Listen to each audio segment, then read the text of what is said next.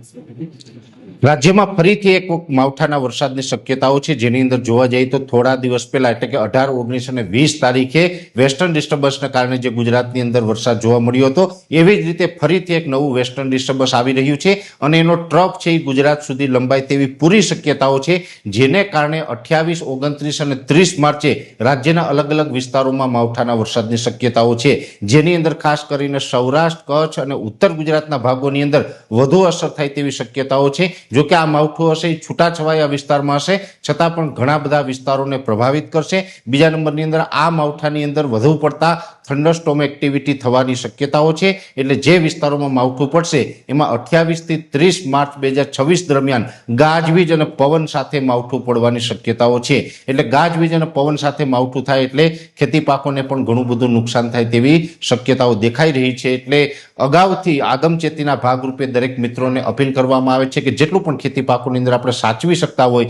એટલું સાચવી લેવાનું, કેમ કે એક વેસ્ટર્ન ડિસ્ટર્બન્સ પસાર થવાનું છે ને એનો ટ્રફ ફરીથી ગુજરાત સુધી લંબાશે। અત્યારે આપણે ઉનાળો ચાલી રહ્યો છે, ગરમીનો માહોલ છે, એટલે 700 HPA લેવલે આ ટ્રફને કારણે એક અસ્થિરતા બનશે અને આ અસ્થિરતા છે 28, 29, 30 માર્ચમાં ગાજવીજ અને પવન સાથે વરસાદના રૂપમાં અસર કરવાની છે, જેની દરેક મિત્રોએ નોંધ લેવી।